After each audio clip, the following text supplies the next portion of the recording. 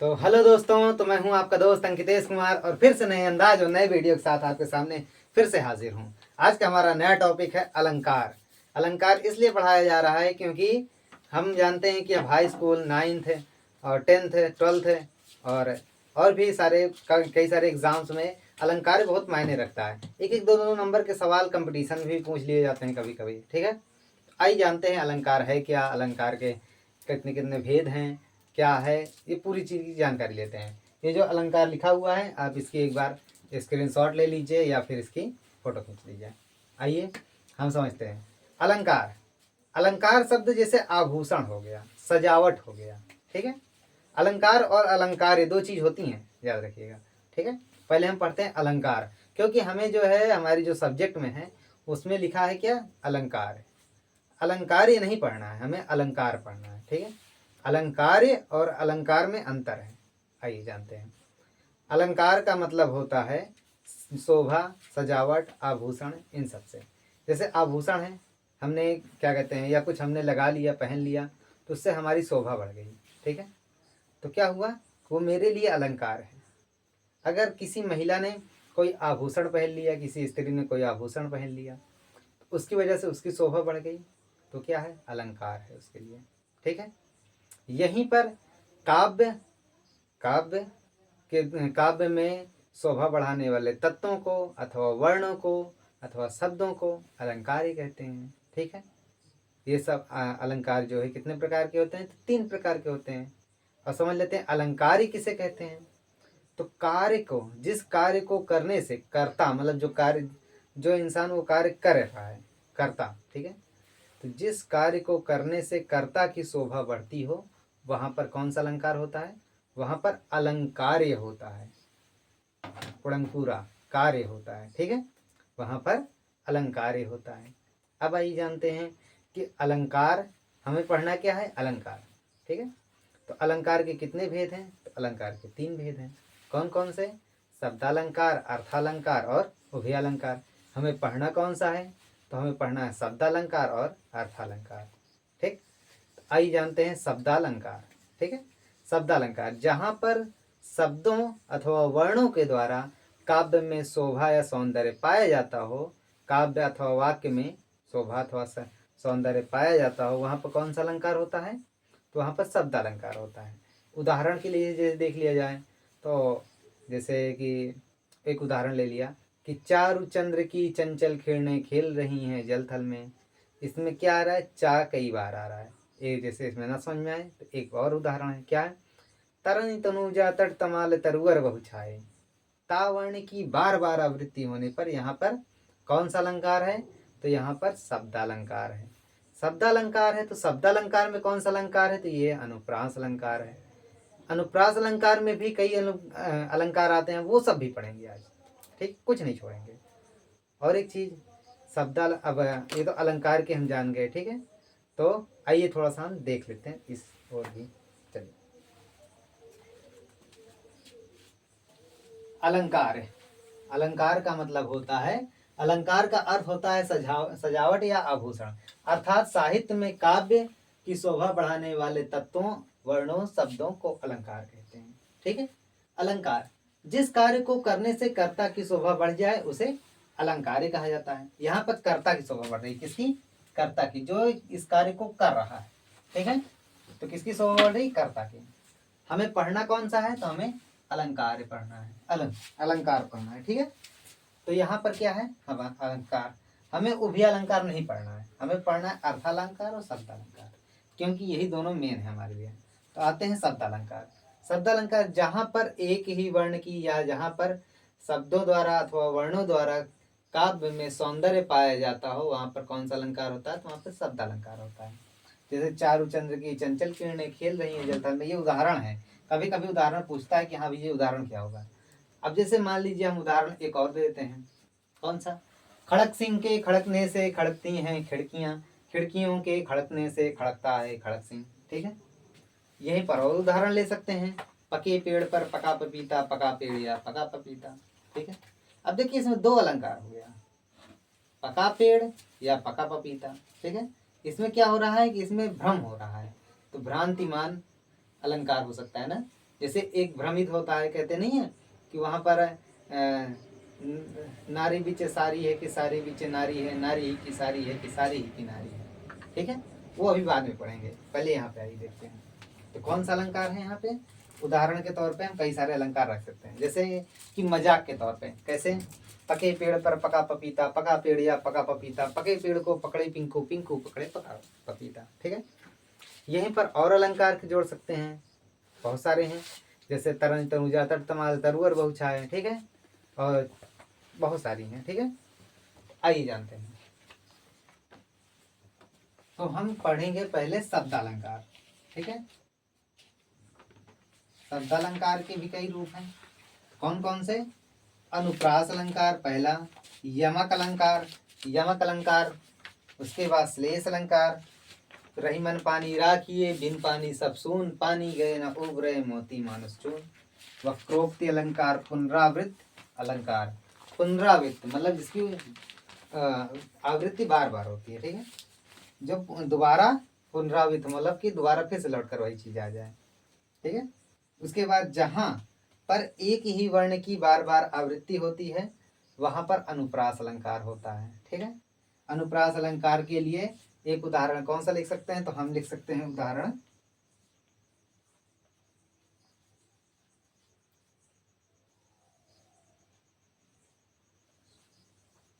उदाहरण हो सकता है क्या? तो तरनी तनुजा, तरनी तनुजा तट तमाल तरुअर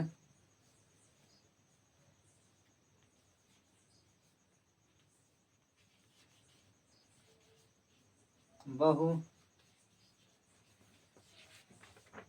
छाए। तरन तनुजा तट तमाल तरुअर बहु छाए। ठीक है, तो यहाँ पर ता वर्ण की देखिए, ये ता है, ये ता है, ये ता है, ये ता है, ये ता है। तो यहाँ पर कितनी बार? 5 बार ता आ रहा है। ठीक है, तो यहाँ पर ता कई बार आ जाने से इस वाक्य की क्या हो गई? शोभा बढ़ गई, अच्छा लगने लगा सुनने में। तो यहाँ पर कौन सा अलंकार होगा? तो यहाँ पर अनुप्रास अलंकार होगा। ठीक है, बात क्लियर है?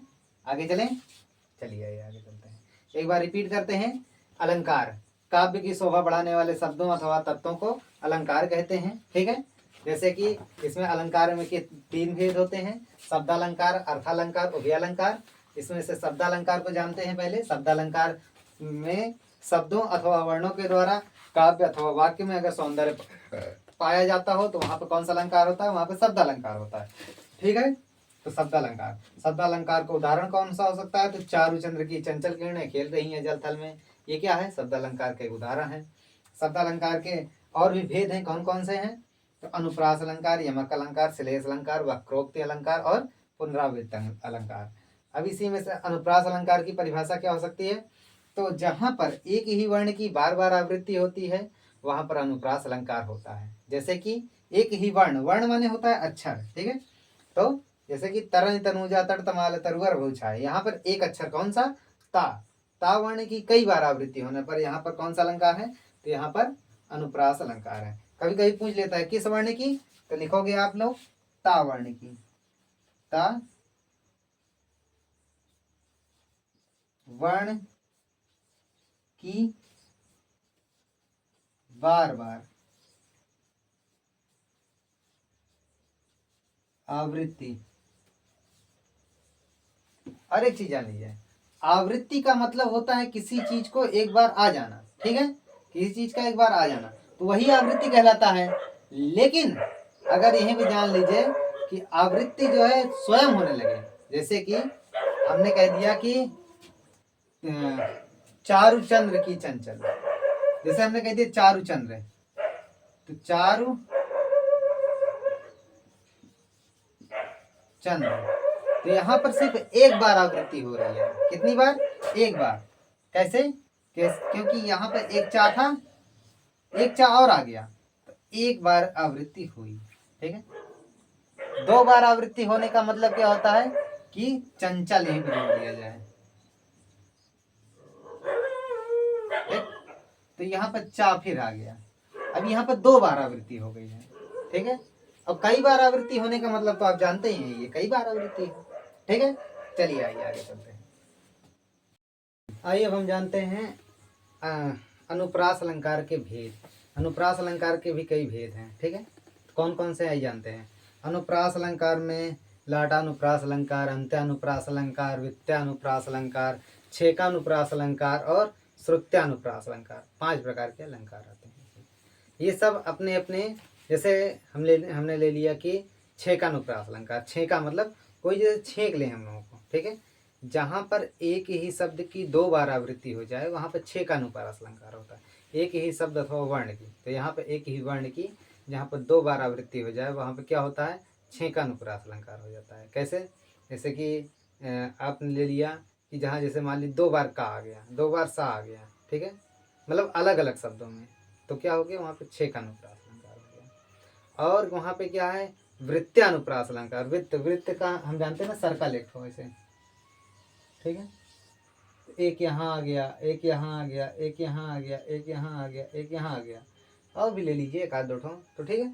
जैसे कई चीज़ें ऐसे गोल गोल कई ठो आ गए, तो वृत्त्यानुप्रास अलंकार हो गया। जैसे हमने ले लिया तरनी, तनुजा, तट, तमाल, तरुअर, बहुछाए। तो यहाँ पर ता जो है देखो चारों तरफ से घूम घूम के आ गया ना, तो यहाँ पे क्या हो गया, वृत्त्यानुप्रास अलंकार हो गया, ठीक है, वृत्त्यानुप्रास अलंकार। और फिर क्या है, उसके बाद है लाटानुप्रास अलंकार। क्या है, लाटानुप्रास अलंकार, फिर श्रुत्यानुप्रास अलंकार, अंत्यानुप्रास अलंकार। अंत्यानुप्रास अलंकार देखिए आप लोग समझ में आ रहा होगा, अंत्य मतलब अंत में, ठीक है। जैसे कि अंत में एक ही शब्द या एक ही वर्ण बार बार आता हो या दोहराया जाता हो, तो वहाँ पर अंत्यानुप्रास अलंकार होता है। जैसे हमने शुरू किससे किया था, तो शुरू वाले शब्द वर्ण से शुरू किया था, और यहाँ पे अंत्यानुप्रास अलंकार आ गया तो वहाँ पे अंत वाला वर्ण हो जाएगा, ठीक है। तो इसमें जैसे सूरज हुआ, चिड़िया चहकी, फूल खिले सब कलियाँ महकी। चहकी और महकी में दोनों में आखिरी में की आ रहा है, ठीक है।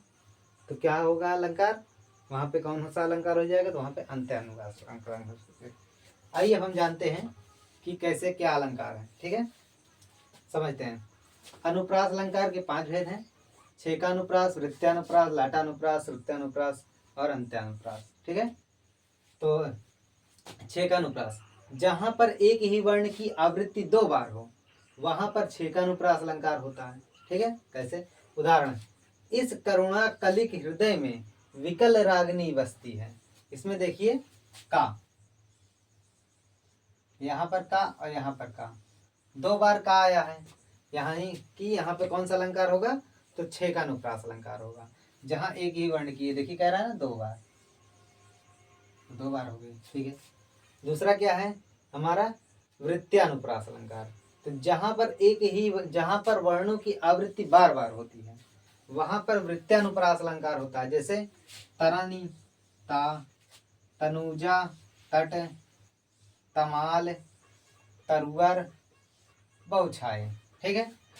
ता वर्ण की यहाँ पे कई बार आवृत्ति हो रही है, तो यहाँ पे कौन सा अलंकार होगा, वृत्त्यानुप्रास अलंकार होगा।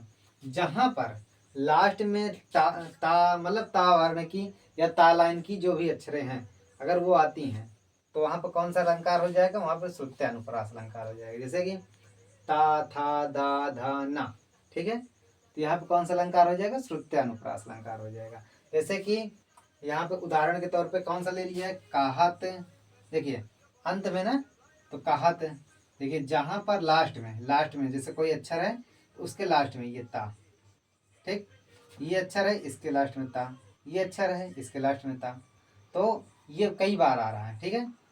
तो कैसे हो गया, जहां पर लास्ट में ता, था, दा, धा, ना, इनमें से कोई भी वर्ण की आवृत्ति बार बार हो वहां पर श्रुत्यानुप्रास अलंकार होता है। देखिए यहाँ पे कहत, नटत, रिझत, विझत, मिलत, बिलत, लद जात, ठीक है। तो यहाँ पे क्या है, कहत, नटत, नटत, रिझत, विझत, यहाँ पर भी ता, मिलत ता, बिलत ता, लद जात, वहां पर भी ता है। तो यहाँ पर कई बार ता आ गया है, वो भी किसमें, लास्ट में। तो कौन सा अलंकार होगा यहाँ पे, श्रुत्यानुप्रास अलंकार होगा।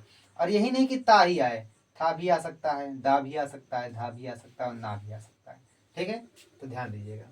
आते हैं, जहां किसी वाक्यांश की आवृत्ति होती है तथा उसका अर्थ और संदर्भ के अनुसार बदल जाता है, या इंसान जो कहता है उसके सुनने के अनुसार इसे बदल जाता हो। ठीक है, तो वहां पर कौन सा अलंकार होगा? तो वहां पर लाटानुप्रास अलंकार होगा। जैसे कि कहते नहीं है कि सूत पूत कपूत क्यों तो क्यों धन संचय, पूत सपूत तो क्यों धन संचय। ठीक है, मैंने उल्टा बोल दिया है, पूत सपूत तो क्यों धन संचय, पूत सपूत तो क्यों धन संचय। हमें इससे नहीं मतलब, हमें यहाँ देखिए क्यों धन संचय, ये देखिए लाइन, क्यों धन संचय। और यहाँ पर भी क्या है, पूत कपूत तो क्यों धन संचय। ठीक है, मतलब अगर पुत्र या संतान अच्छी है, ठीक है, समझदार है, तो क्यों धन संचना है, मतलब क्यों धन को इकट्ठा करना है या एकत्रित करना है। अगर फिर पुत्र, अगर क्या कहते हैं, मतलब पुत्र जो है कपूत है, यानी कि बिगड़ा हुआ है, ठीक है, तो क्यों धन संचो, भाई वो धन संचोगे तो लुटा देगा, उसी हिसाब से। ठीक है, जहां पर, और यहाँ पर जो है पूत सपूत क्यों धन संचय, तब इसलिए क्यों संचना है, मतलब क्यों संजो के रखना है कि जब अगर सपूत अच्छा है और होशियार है तो अपने दम पे खुद ही बना लेगा। ठीक है, इसलिए जहां पर अंतिम शब्दों या वाक्यांशों में समानता होती है वहां पर अंत्यानुप्रास अलंकार होता है।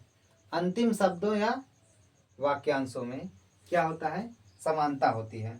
देखिए यहाँ पर हुई सुबह जब चिड़िया चहकी, की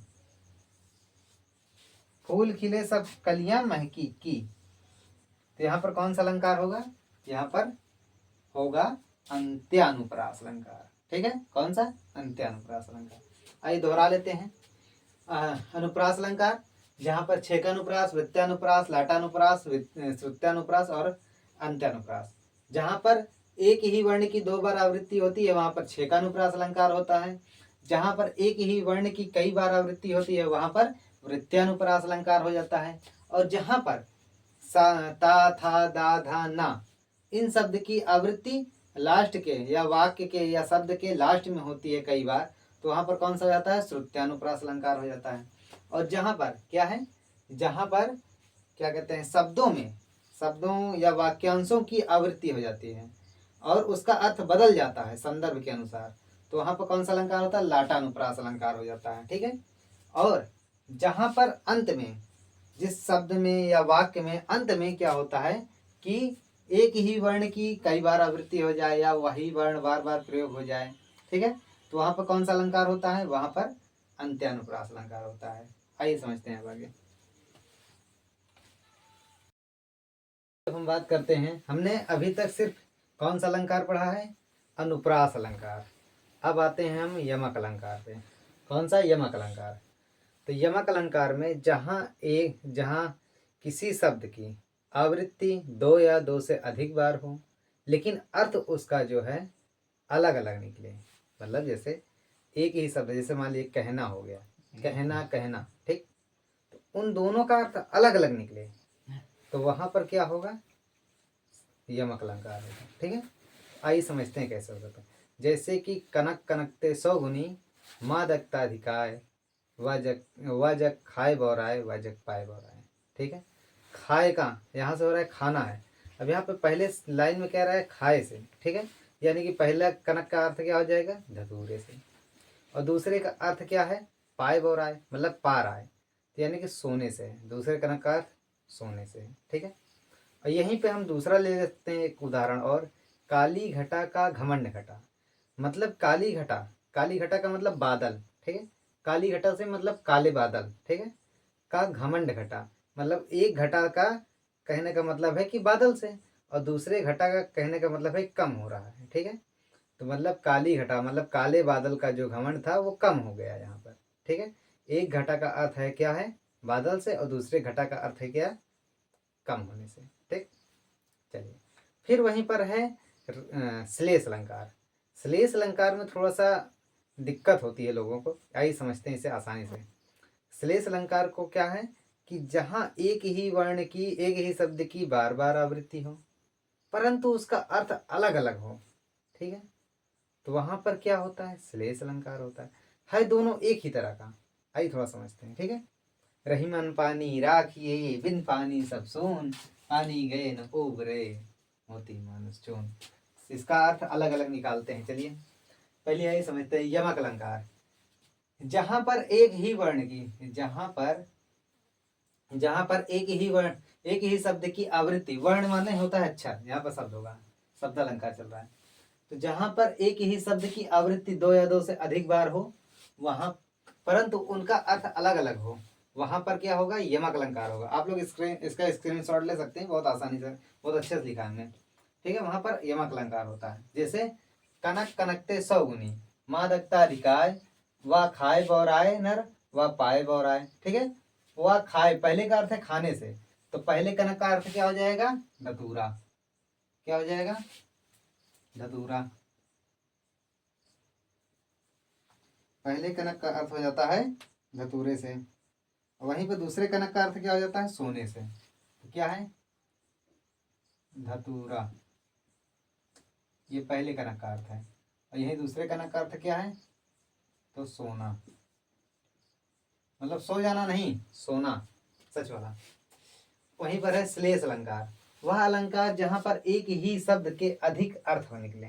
जो एक शब्द है, जैसे एक ही शब्द है, उसका अर्थ कई ठो निकले, ठीक है, तो वहां पर श्लेष अलंकार होता है। जैसे रहीमन पानी, ये पानी वाला शब्द है, ठीक है।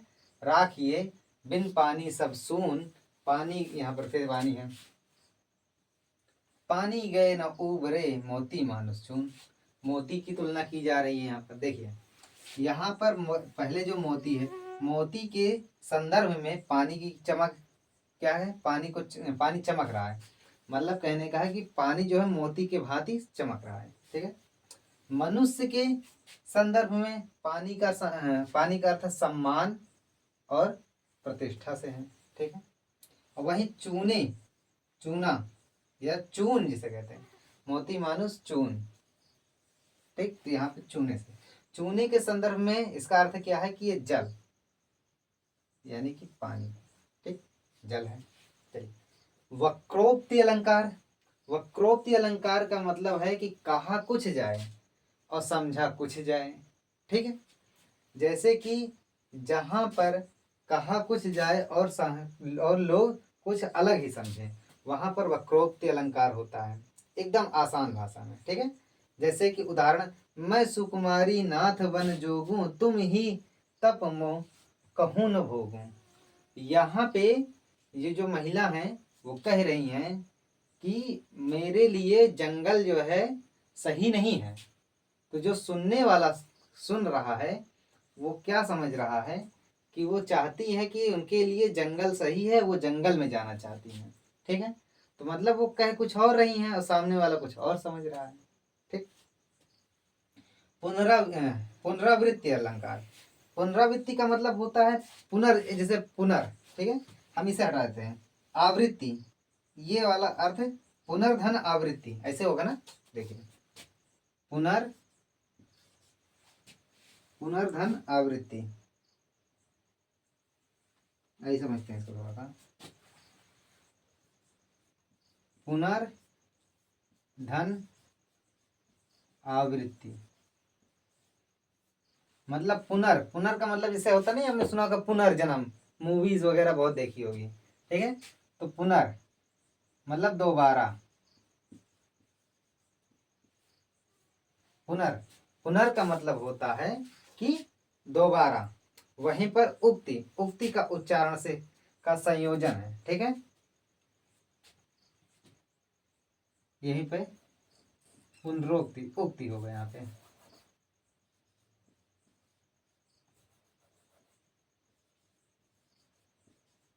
उक्ति, ये उच्चारण का संयोजन है, ये दोबारा, इन दोनों शब्दों से पुनर, ठीक है। तो यहाँ पे क्या हो रहा है कि यहाँ पे जो है किसी शब्द की जो जो उच्चारण हो रहा है, जो भी अर्थ है, वो दोनों दो बार हो रहे हैं, लेकिन अर्थ सेम ही है, कहने का अर्थ सेम ही है। तो कहने का मतलब जैसे यहाँ पे मधुर वचन कही कही परितो, कहीं कहीं का मतलब कहना है, यहाँ पर दोनों कहीं कहीं का मतलब कहना ही है। ठीक है, भले ही 2 बार आया है लेकिन कहना अर्थ क्या है, कहना ही है।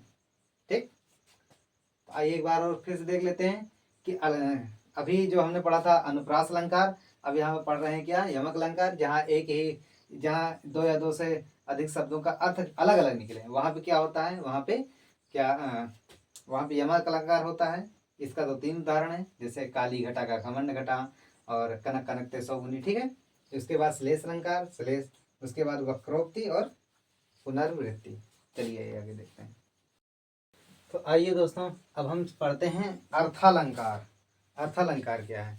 अर्थालंकार मतलब कि जहाँ पर अर्थों के द्वारा, जहाँ पर जैसे कुछ लाइन लिखी है वहाँ पर कुछ अर्थ निकल रहा हो उस लाइन का, या कोई काव्य लिखा हो, कोई कविता लिखी हो, या फिर कोई दोहा लिखा हो। ठीक है, तो उस दोहे में, उस काव्य में, उस कविता में जो उसका अर्थ निकल रहा है उसके द्वारा चमत्कार पाया जाता हो तो वहाँ पर अर्थालंकार होता है। शब्दालंकार में शब्दों द्वारा, अक्षरों द्वारा, बार बार आवृत्ति द्वारा। ठीक है, अगर बार बार ये सब हो रहा है तो वहाँ पर ऐसे चमत्कार पाया जाता है। यहाँ पर जो है क्या होता है कि उनके अर्थों द्वारा चमत्कार पाया जाता है। आइए जानते हैं अर्थालंकार। जहाँ पर अर्थ के द्वारा काव्य में सौंदर्य चमत्कार उत्पन्न होता है वहाँ पर अर्थालंकार होता है। ठीक है, इसके कई रूप हैं, कितने रूप हैं? उपमा, रूपक, उत्प्रेक्षा, अतिशयोक्ति, दृष्टांत और मानवीकरण। ठीक, उसके बाद आते हैं हम, पहला कौन सा पढ़ते हैं? उपमा अलंकार। उपमा अलंकार में जब किसी व्यक्ति या वस्तु की तुलना किसी दूसरे व्यक्ति प्रसिद्ध वस्तु या से की जाती हो तो वहां पर उपमा अलंकार होता है। देखिए, जैसे मान लीजिए कि आपका चेहरा चंद्रमा के समान है। ठीक है, या आप सूर्य के समान हैं, तो मतलब आप छोटे हैं लेकिन आपकी तुलना किसी प्रसिद्ध वस्तु से की जा रही है तो वहां पर कौन सा अलंकार होगा? वहां पर उपमा अलंकार होगा। ठीक है, जब किसी प्रसिद्ध वस्तु से की जा रही हो। और देखिए, जिस वस्तु से की जाती है, जिसके द्वारा, जैसे कह दिया जाए पीपर पात सरिस मंडोला। ठीक है, सरिस का मतलब यहाँ पर जो है, सरिस जो है वाचक शब्द है कि सरिस मंडोला। जैसे मैं ऐसे कह दूं कि चांद सा मुख। ठीक है, चांद सा मुख कहने का मतलब जो चांद है ये क्या है? ये उपमान है। और चांद सा मुख, मुंह क्या है? ये उपमेय है। और सा क्या है? ये वाचक शब्द है। ठीक है, आइए इसे समझते हैं। उपमा अलंकार के अंग, कुछ अंग हैं, कौन कौन से हैं? तो उपमेय, पहला उपमेय, वह वस्तु या व्यक्ति जिसकी तुलना की जा रही है। मतलब जैसे कि जिसकी तुलना की जा रही, मैंने एक उदाहरण ले लिया, जैसे ये चांद सा मुख, तो इस चेहरे का चेहरे की तुलना किससे की जा रही है? तो चांद से की जा रही है। ठीक है, ये चांद सा मुख। ठीक है, और सा, आइए देखते हैं। और उपमान, उपमान वह प्रसिद्ध वस्तु है जिससे उपमेय की तुलना की जा रही है। मतलब ये वस्तु, ये वो वस्तु है, मतलब ये चांद है। ठीक है, जिससे उसकी तुलना की जा रही है। ठीक है, साधारण धर्म, साधारण धर्म उपमेय उपमान में पाया जाने वाला समान धर्म साधारण धर्म कहलाता है। अब यहाँ पर पत्ती भी डोलती है और मन भी डोलता है। ठीक है, तो ये क्या है? एक समान है। पीपर क्या है? पीपर पात। और यहाँ पे जो सरिस शब्द है ये क्या है? सरिस शब्द है वाचक। ठीक, और ये थोड़ा सा गलत हो गया यहाँ पे।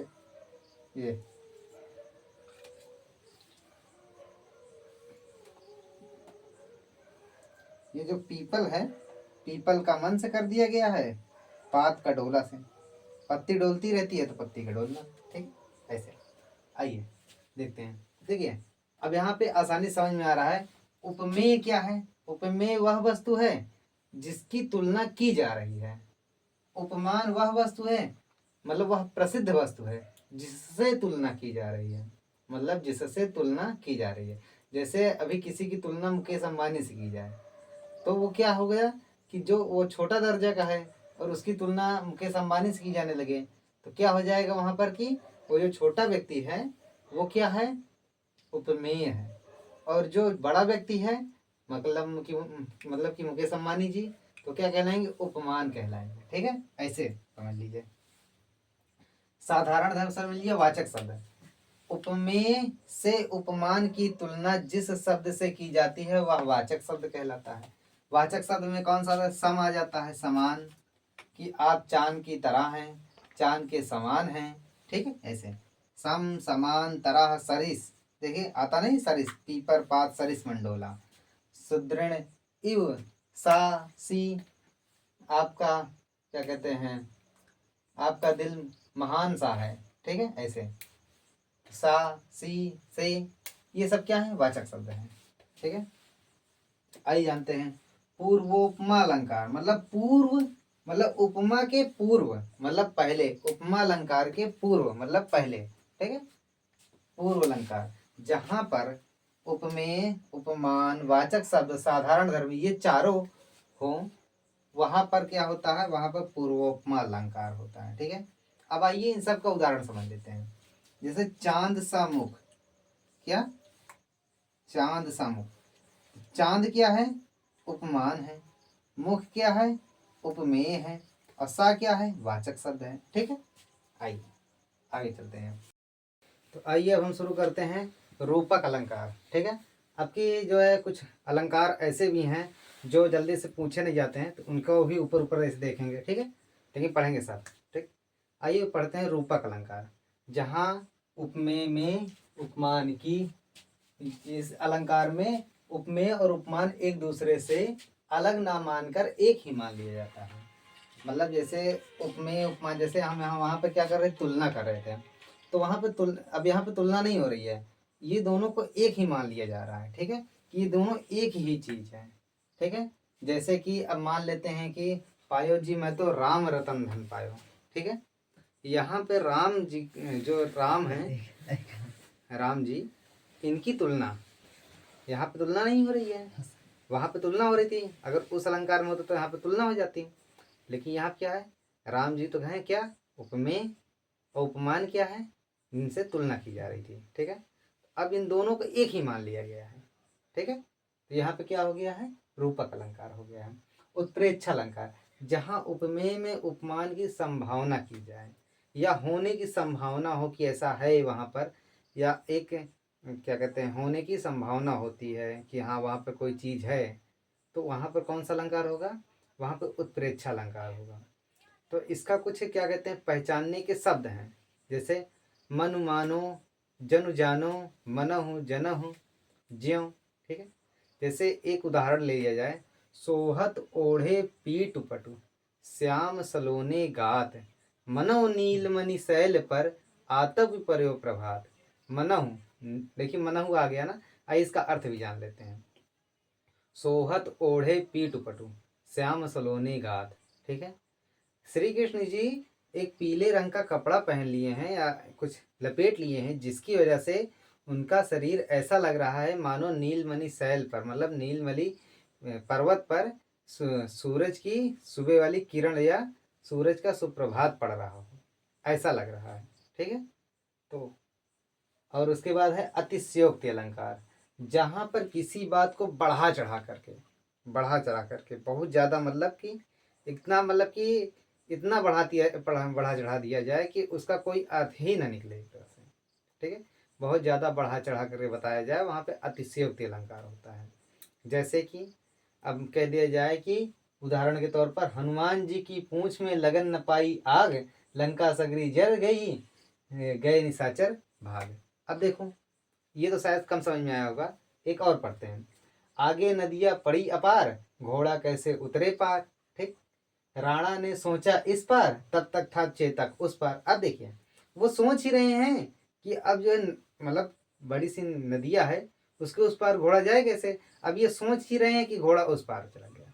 ठीक है, उनके सोच में, तो वो किसी को बता रहे हैं। ठीक है, संदेह अलंकार वो अलंकार होता है जहां पर ये निश्चित ही न किया जाता कि यहाँ उपमेय है या उपमान है, तो मतलब संदेह हो रहा हो, शक हो रहा हो, तो वहाँ पे संदेह अलंकार होता है।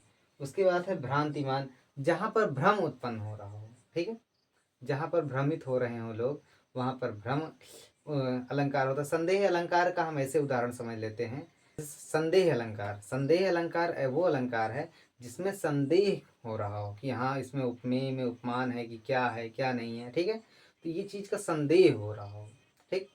तो जैसे संदेह या शक होता है, नहीं है वो चीज़ है, ठीक है। जैसे कि हम समझ लेते हैं कि एक उदाहरण बहुत अच्छा सा है कि सारी बीच नारी है कि नारी बीच सारी है कि सारी ही की नारी है कि नारी ही की सारी है, ठीक। तो यहाँ पर कौन सा अलंकार है?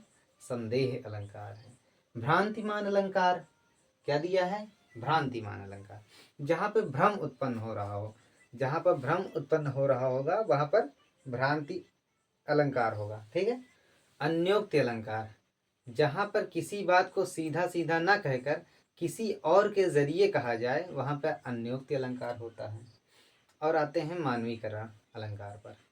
मानवीकरण का अलंकार पे आते हैं। मानवीकरण अलंकार वो होता है जहाँ पर किसी प्राकृतिक वस्तु की तुलना या प्राकृतिक वस्तु से कहा जाए कि क्या कहते हैं, उनकी तुलना ऐसे समझ लीजिए कि इंसानों से की जाए, ऐसे समझ लीजिए, ठीक है।